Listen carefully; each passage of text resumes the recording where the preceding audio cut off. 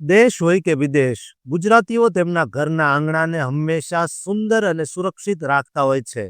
ઘર આંગણે જ બાગ બગીચો બનાવવાની જગ્યા હોય તો તેમાં શાકભાજી પણ પકવતા હોય છે. પરંતુ અમેરિકામાં એક નવો કાયદો બન્યો છે, જેના કારણે હવે ગુજરાતીઓના ઘર વેરાન બની જાય તો નવાય નહીં.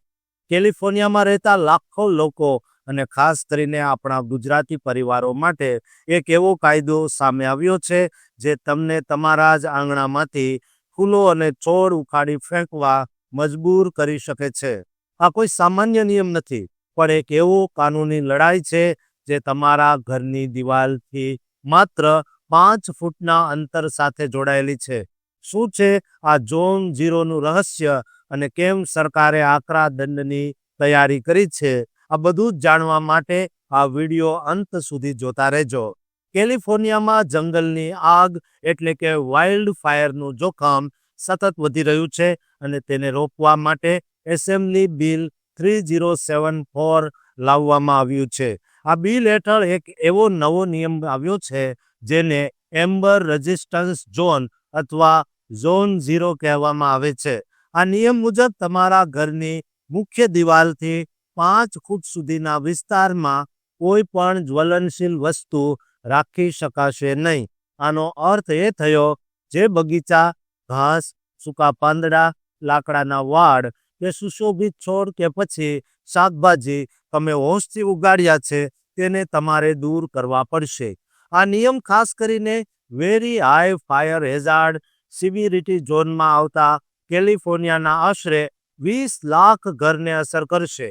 કેલિફોર્નિયામાં 5 લાખથી વધુ ગુજરાતીઓ વસવાટ કરે છે અને આપણા લોકોમાં ઘરના આંગણે સુંદર બગીચો કે તુલસી ક્યારો રાખવાનું સાંસ્કૃતિક મહત્વ ઘણું વધારે છે. તેથી આ નિયમ આપણા સમાજ માટે ચિંતાનો વિષય બન્યો છે.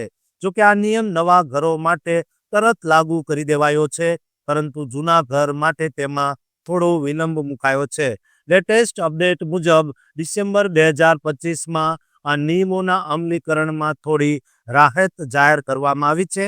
હવે આના કાયદાકીય માળખાનું કામ માર્ચ 2026 સુધીમાં મોકૂફ રાખવામાં આવ્યું છે અને તેનું સંપૂર્ણ અમલીકરણ કદાચ 2029 સુધી ખેંચાઈ શકે છે.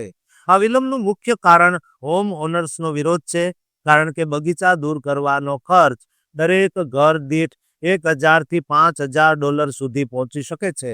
વૈજ્ઞાનિક દ્રષ્ટિએ જોઈએ તો જંગલની આગ વખતે 90% ઘરો સળગતા તણખલા એટલે કે એમ્બર્સથી બળે છે અને જો આ 5 ફૂટનો વિસ્તાર ખાલી રાખવામાં આવે તો નુકસાનનું જોખમ 70% જેટલું ઘટાડી શકાય છે.